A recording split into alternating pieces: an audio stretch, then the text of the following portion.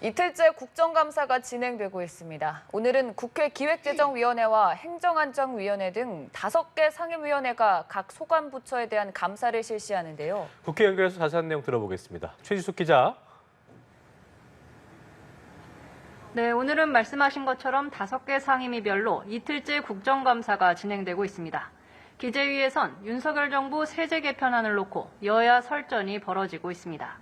국민의힘은 합리적인 세제 개편과 경제활력 제고를 강조하고 있지만 더불어민주당은 법인세와 소득세 그리고 종합부동산세 등 인하 정책이 부자 감세라는 입장입니다.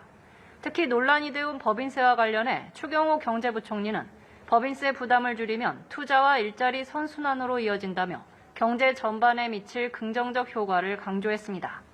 앞서 거짓말 정보, 버르장머리 등 날선 발언이 부딪혔던 행안위에선 중앙선관위원장 퇴장 문제를 놓고 신경전이 벌어졌습니다.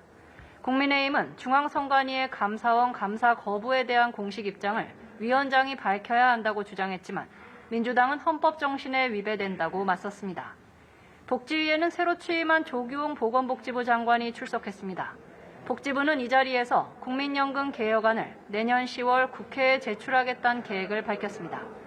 또 문체위에선 고등학생이 그린 윤석열 대통령 풍자 만화와 관련해 문체부가 한국만화영상진흥원을 엄중 경고한 것을 두고 공방이 펼쳐지고 있습니다.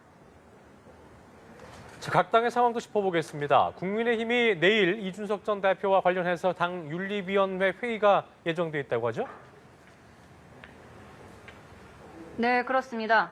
국민의힘 윤리위원회는 내일 오후 전체 회의를 열어 이준석 전 대표에 대한 추가 징계 여부를 결정할 전망입니다.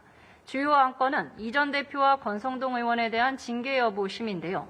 윤리위는 최근 두 사람에게 소명을 위해 출석하라는 공문을 보냈습니다. 이 전 대표 측은 그러나 윤리위 소명 요청서에 징계 사유가 되는 구체적 사실관계가 적시돼 있지 않다고 반발하며 이번 소명 및 출석 요청서는 위헌 위법이고 무효라고 주장했습니다. 앞서 윤리위는 이 전 대표의 개고기, 신군부 등 발언이 당의 위신을 훼손했다며 추가 징계를 예고한 상태입니다. 이 전 대표가 정진석 비대위와 관련해 제기한 추가 가처분 신청도 법원이 곧 신문 결과를 내놓을 예정인데요. 이번 주가 여권의 향배에 분수령이 될 전망입니다. 윤석열 정부 규탄을 강화하고 있는 민주당은 당원 소통 공간에서 최고위원 회의를 열고 대여 공세를 이어갔습니다.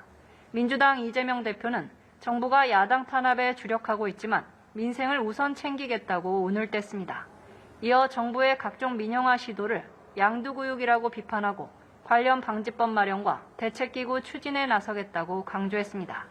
민주당은 또 기자회견을 열고 문재인 전 대통령에 대한 감사원의 서면 조사 요구와 강릉 낙탄 사고 대응을 규탄했습니다.